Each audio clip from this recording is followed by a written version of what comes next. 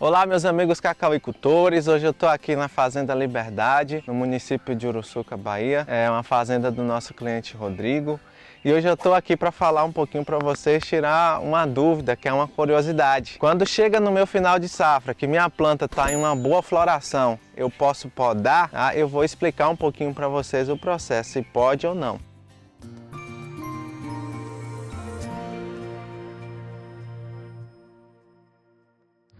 Bem, o momento em que a planta ela chega no final da safra, a gente tem que entender que ela foi podada um ano antes, preparando a condição daquela planta para chegar no período de frutificação, uma roça arejada, uma roça ventilada. Por quê? A poda ela serve, além de estruturar a planta, tá? Como ajuda muito bem no manejo de doenças, principalmente a parte de vassoura de bruxa e podridão parda, né? Para quem está em áreas, por exemplo, que chove mais, acima aí de 2.000 milímetros, é muito importante que você tenha uma poda feita de maneira coerente. Se você não sabe ainda como fazer uma boa poda ou estruturar uma planta de cacau, eu recomendo que você volte em nossos vídeos anteriores, que tem um material muito interessante lhe mostrando em como fazer a poda. Bem, a gente está aqui num final de safra e eu quero mostrar para vocês que, apesar de estar chegando aqui no mês de novembro, né, que a gente ainda está colhendo a safra nessa área, a gente já está chegando com uma boa floração, muito boa floração. Vocês podem ver a distribuição das almofadas florais abertas já, né? Então tem muita flor e a dúvida é, eu podo essas plantas ou não podo, né? Então essas plantas aqui, elas devem ser podadas, tá? Apesar de uma boa floração. Só que tem uma maneira da gente fazer uma poda que você não vai abortar um número grande de flores e você vai conseguir trabalhar uma entre-safra muito boa, tá? Que é o que a gente chama de temporão, né? A safra temporão está ali entre safra, que é uma colheita mais baixa. Essa área já vem sendo manejada já com poda, uma formação há mais de 3 anos, né? Então foi uma planta muito bem estruturada. Então vocês podem ver a área de produção, tá? É uma planta chegando aqui já no seu 5º ano, ela já tem 5 anos, então é uma planta que já está safreira, certo? Em condição de que minha área de produção, ela está muito bem montada aqui, né? Então é uma área que está muito bem montada, essa parte de produção. Os galhos bem vigorosos aqui, grossos, que consegue sustentar a carga sem eu precisar escorar.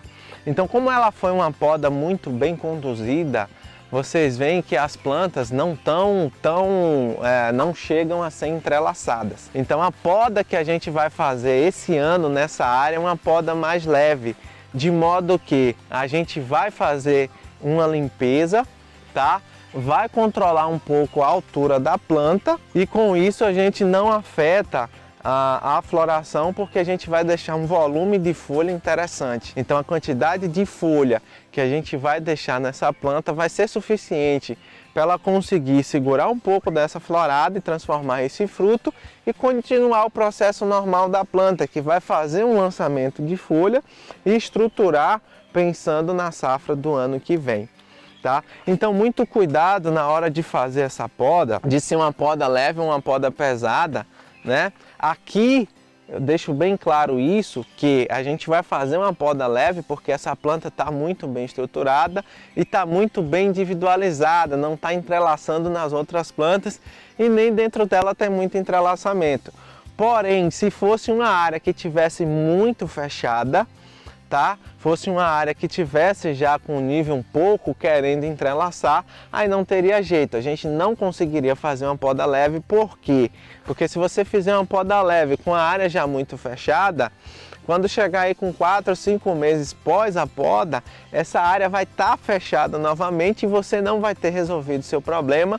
Isso vai atrapalhar na sua floração, a próxima floração que vem, porque a área vai estar sem luminosidade, vai atrapalhar na parte do seu controle de doenças, porque vai estar uma área muito densa, uma área arriada e uma área sem correr uma ventilação, fazendo aquele microclima, conservando a maior umidade e você tendo problema com vassoura de bruxa e podridão parda, afetando diretamente na sua produção. Eu vou mostrar como a gente fazer essa planta aqui para vocês verem como ela vai ficar, tá? Bem, agora eu vou mostrar para vocês como fazer uma poda de manutenção dessa área. Importante destacar que já é uma poda de manutenção, não é poda de formação. As plantas já estão formadas, já estão adultas. Vocês notam, ó, que eu consigo alcançar a minha planta toda com a mão. E para fazer uma poda mais alta, a gente precisa do auxílio de uma tesoura dessa de poda alta. Tá? Ela tem um cabo alongador telescópico que chega aí até 3 metros de altura. Vamos precisar do auxílio de uma serra de poda, certo? E uma tesoura de poda, que são as ferramentas corretas para a gente fazer essa poda. Então o que é que eu vou fazer nessa planta primeiramente? Eu vou passar rodando ela, tirando os galhos que querem entrelaçar essas outras plantas e também galho que não serve para a estrutura dela. Então vou passar primeiramente só rodando a planta, ó, auxílio da serra aqui, para poder tirar alguns galhos mais grossos. Ó, não sei se vai dar para ver aí, mas aqui tem um galho, ó, que ele está saindo da posição dele e entrelaçando já com outro galho. Então ele vai sair também, tá? Porque a planta de cacau ela não aceita esse entrelaçamento. Vamos fazendo essa retirada, sempre rodando a planta, tá? Tirar esse galho que já não serve mais para a estrutura da planta.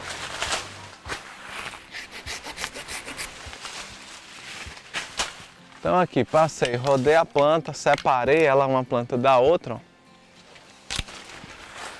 Separei uma planta da outra. Então aqui o próximo passo é a gente fazer o rebaixamento, tá? E por que fazer o rebaixamento antes de fazer a limpeza interna?